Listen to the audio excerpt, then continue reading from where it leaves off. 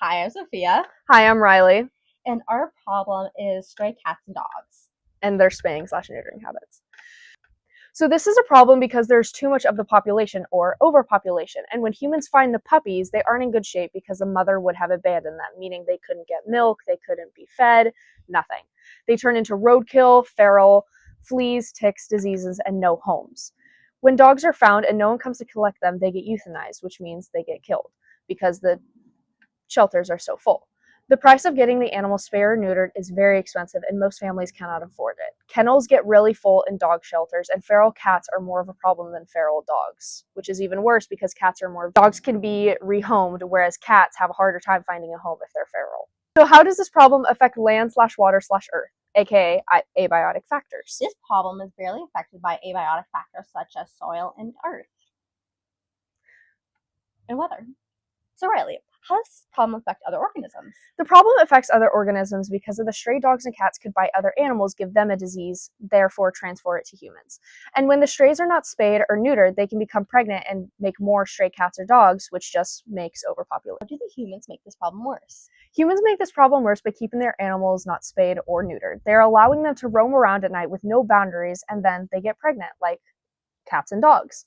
There are more feral cats in Santa Barbara than feral dogs, which means that cats are able to roam wherever because they are more independent. So, Sophia, what are some economic financial limitations of your situation? Some of these situations might not have enough resources to take care of all the animals. Also, the prices to make microchips are very expensive for some. What would the complications be monitoring this problem? We cannot really monitor Thermometer. We cannot really monitor people's choices with their pets, and if they choose to dump them and neuter or spay them, we can't really control that unless it gets made into a law.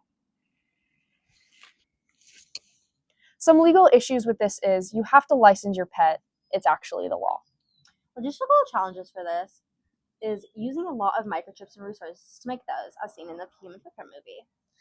This would impact the Santa Barbara community. We wouldn't see as many animals roaming around anymore or see them become roadkill. Pets are constantly escaping homes and then getting eaten by wild animals. Not as many missing cats or dog posters anymore, which is good, but there still are some, which is a problem. Now let's go interview some experts. From SBCAS, which is Santa Barbara County Animal Services, and ASAP Cats. Cool. Hey, welcome back, guys. I'm Riley, and this here is... Hi, I'm David, Animal Welfare Specialist with Santa Barbara County Animal Services. Nice to meet you guys. So, David, why is stray dogs and cats a problem? More specifically, dogs. So, stray dogs and cats, or animals in general, are a problem. Usually because we can get full kind of fast. You know, people need to microchip their pets, and shelter life is not the best quality of life for animals. What is the Purple Paws program?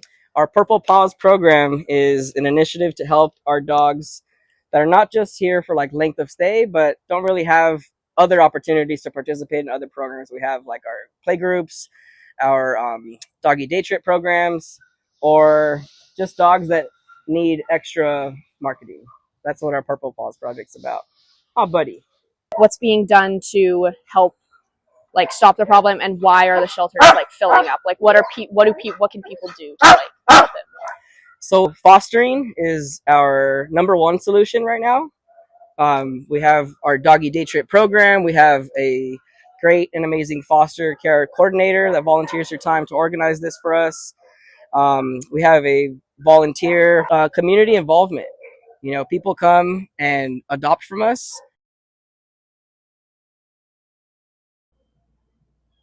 Hi, I'm Sophia, and this is Nikki. So what are some of the problems right now with the strays, cats in our environment? Yeah, so we have a program here called Community Cats Program, and we work a lot with trap, neuter, return, or trap, neuter, release. And what we do is any cats that are out there that are unfixed, unspayed, or unneutered, we'll trap them, neuter, and spay them. And if they're thriving and healthy, we'll put them back in their environment because that's their home, that's what they're used to. If they're not thriving and they have some issues and we can help them out in any way, we take them in.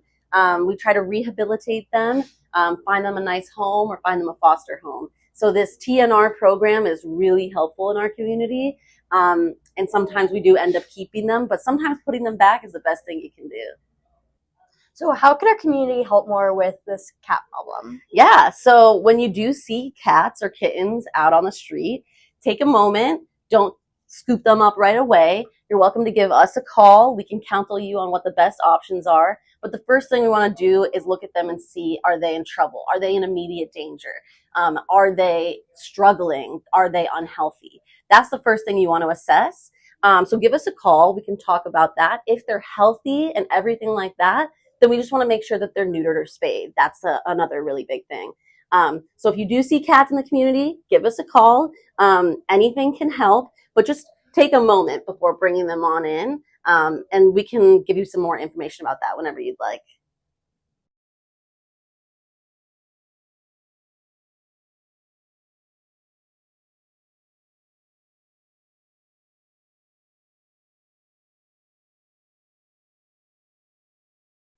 Obviously, cats have kittens faster than we can spay and neuter all of them. So we end up with hundreds of kittens every kitten season. And the ones that come to us that are not yet social, they go through our training process, Tiny Lion training process, and we socialize them by getting them used to hands.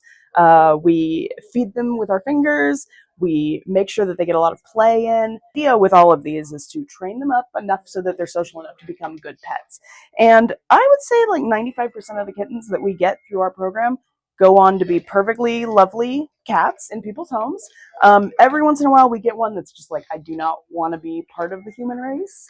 And those we turn into working cats.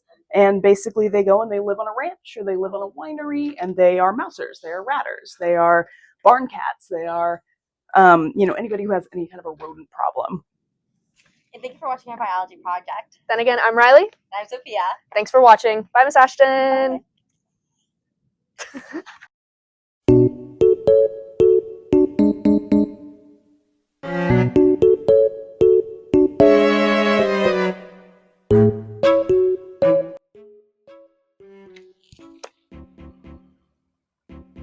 I am a unicorn. So you say, so Riley. So Riley! Okay. Oh, no, you're fine. Oh, I need to get a new prescription. I'm so blind right now. Oh. So Riley, how did the poopins pick the poop? How did the poopins? Okay. So Riley, Riley? I don't know what that word is. Say, what would the complications be monitoring this? Okay.